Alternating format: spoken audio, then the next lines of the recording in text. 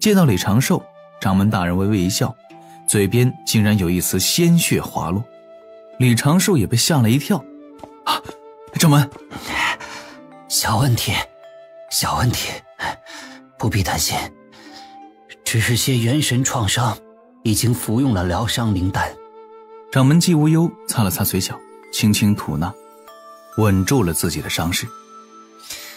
这点伤势稍后闭关就可复原。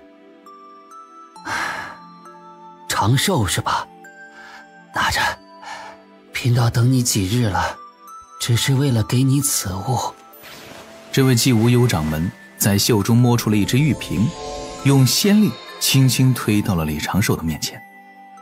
李长寿低头双手捧过，他此时心底也是颇为感慨，掌门为了护持仙门，竟然落得如此伤势。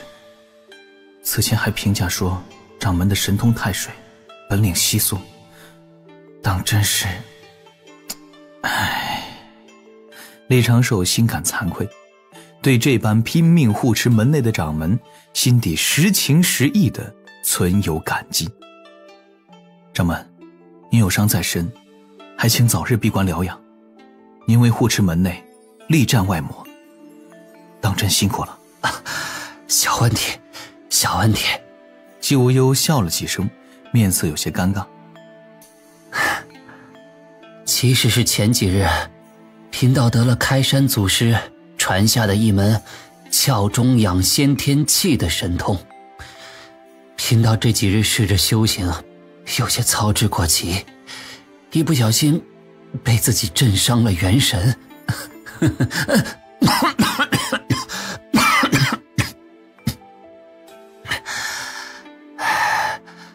长寿啊！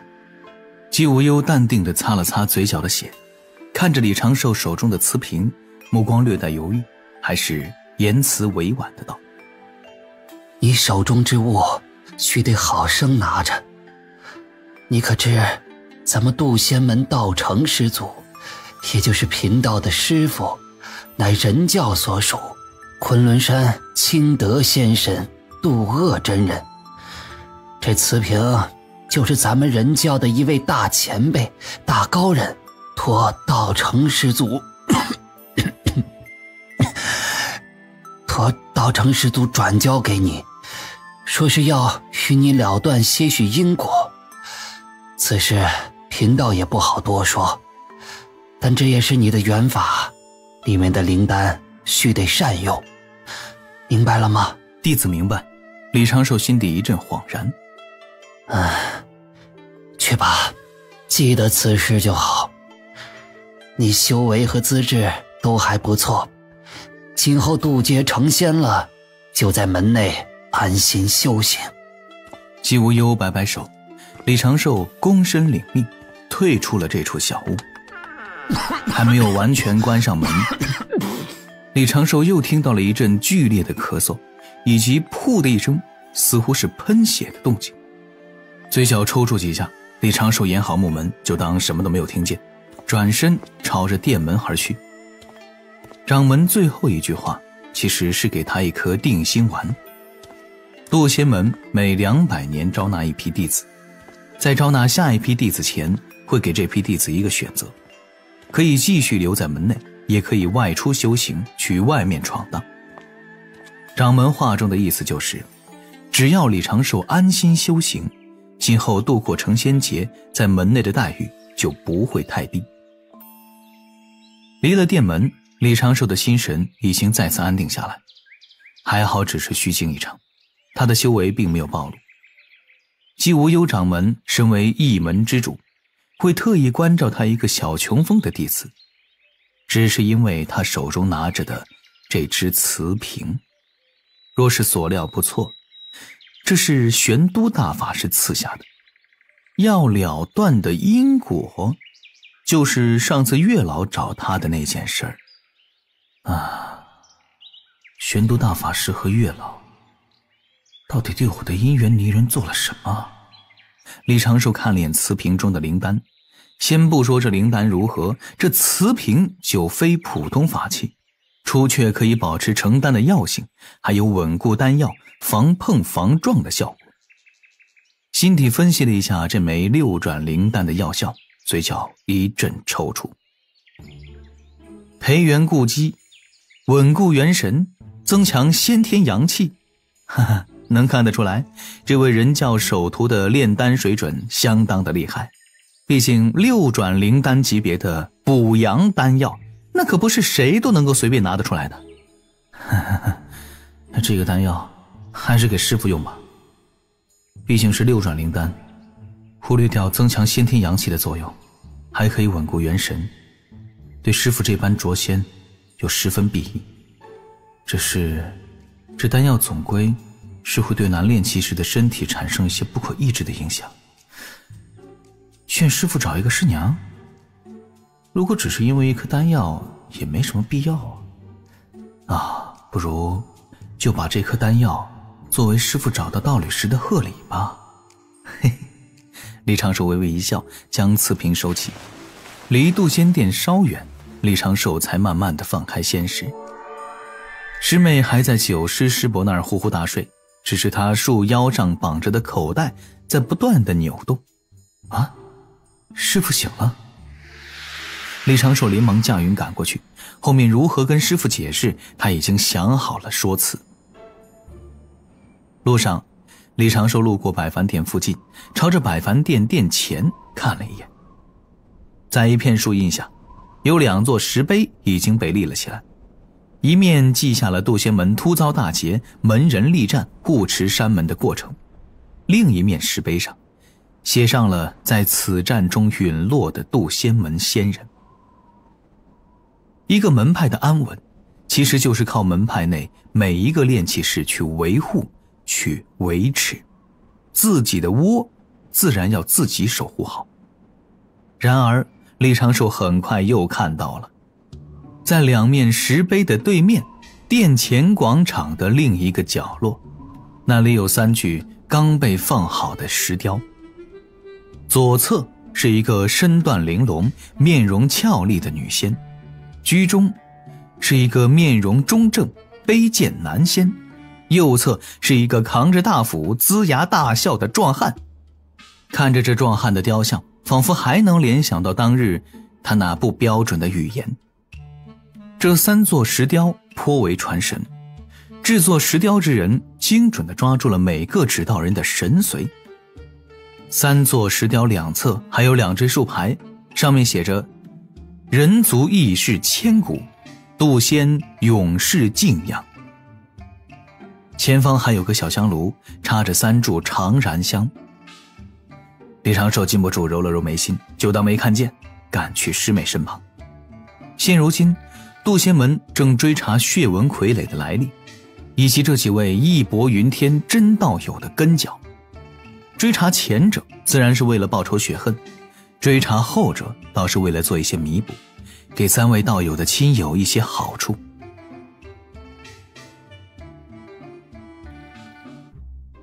关于文道人，李长寿倒是觉得将自己知道的情报暗中透露给渡仙门，还不如将此事一直瞒下，让渡仙门漫无目的的搜查。而这几位义士，李长寿的心思顿时活泛起来。要不要搞几个指道人来哭丧，然后变相的在门内混一些宝财灵石？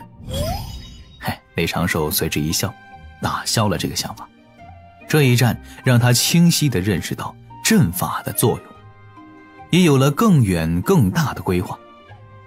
小琼峰大阵可以不断强化，不断加深，其内阵基完全可以组合成一个整体大阵，将小琼峰炼制成一个巨大的可移动阵基。洪荒有修为高深的仙人，可以将自己的洞府炼制成法宝，可大可小，随心如意。待自己修为更高一些，也可以这么搞一搞。那个时候若是再遇到威胁到整个门派的灾祸，进可将小琼峰祭出去灭杀强敌，退可以直接将小琼峰收到袖子中遁地10万里。只是这需要海量的宝财，长久的准备。我现在倒是不缺时间，该搞还是要搞的。先把师妹喊醒，一同回返小琼峰，将师父安抚好，再说其他的。李长寿心底下了决心，眼前不远已经是9字9仙之地，收敛心神，低头落了下去。金鳌岛的宝池旁，清秀少年模样的敖乙看着一旁暗自神伤的汉芷，目光也带着几分黯然。他在想着，他现在能为汉芷师侄做些什么？元泽师兄被人给算计了，被掌控了心神，做下了荒唐错事。前几日被人教大师兄将尸身和一缕残魂送回了金鳌岛。经结教几位高人在人教大师兄面前求情，元泽师兄的残魂最后也被免了大半罪责，得以去投胎转世，与结教再无干系。想起元泽师兄平日里对自己的关照，敖乙不由得暗下决心。恕弟子无善待之。汉芷，敖乙刚想说些什么，仙石突然发现在金鳌岛外飞来的2名老道，他顿时打起精神。送元泽师兄魂魄去地府的2位师兄回来了。汉芷抬头看了眼，顿时眼眶又泛红了，连忙驾驭迎了上去，想要问一问自己师父在黄泉路上走得如何。片刻之后，这2位老道被敖乙和汉芷拦下。2位老道都是皱眉不语，不知道该如何开口。敖乙忙问：2位师兄，是不是出了什么问题啊？本应是无事的，本应是无事的。左侧那位老道叹了一口气，低声道：看在咱们结教的面子上，地府仙人自然不会留难，但按照圣人老爷定下的规矩，咱们不能干涉6道轮回，所以地府仙人只能保证给元泽师弟安排福缘上等的人道转生，也就跟这一世没了牵挂。可没想到的是，右侧那老道仰头长叹：元泽师弟喝孟婆汤前，那一缕魂魄又开口了。什么？汉芷颤声问：我师父说了什么？他说放心就是，投胎这般小事应该也出不了什么问题。汉芷禁不住一手扶额，只感头晕目眩。敖乙忙问：结果如何了？他过了奈何桥，喝了孟婆汤，走到了几条路的境前，却不知为何忘川河中打了个浪，飞了个浪花出来，将他的魂魄打入了一旁的畜生道，我们也救不得，他魂魄就被轮回盘给吸走了。后面的事我们也托关系打听了，元泽师弟好像投胎去了妖族那边，下一世应该会是一只黑皮豹。是。汉芷听闻此言，却是悲伤过度，元神动荡，心神衰竭，身形摇摇欲坠，被敖乙连忙搀扶住。破天峰9字9仙居所，李长寿自渡仙殿回返此处，并未见到九乌与92人，也没有见到其他9字仙人，他们都去山门各处忙碌了。小师叔依然还是在床边醉酒酣睡，李长寿并未过去打扰。把小师叔从地上搬去床榻，这种逾矩且容易被人误会之事，他自然不会去做。不仅如此，李长寿还在师叔阁楼周遭稍微的研究了一阵，很快就搞明白了此地防护阵法布置的原理。李长寿将此地阵法的阵机连通，开启了他阁楼周遭的阵法，保护一下小施主不羁的睡相。此地阵法一看就是九巫师伯布置的，带有浓浓的矮道人风格。随后李长寿寻到一位杂役弟子，拿了2瓶化神境用的丹药。几句寒暄之后，李长寿请他在小师叔睡醒之后代为转告一声，说自己和灵娥已经回小琼峰了。做完这些，李长寿才带上灵娥，让师妹躺在云上，飞在自己最熟悉的高度，朝着小琼峰而去。说实话，小琼峰的存在感当真是太稀薄了一些。虽然李长寿对此十分的满意，但是他师父已经消失这么久了，县门竟然也没个人过来主动问询，这让李长寿准备的一些小细节完全无法派上用场。当然能不用自然也是好事。万幸的是，在那2面刚立不久百帆殿的烈士石碑上，李长寿没有发现自家师父的名讳，不然当真不知道该如何跟师父解释了。那3座指道人的雕像被拜祭的再久，应该也没有其他的事会发生，这种祭奠纯粹是纪念，没有什么香火功德产生。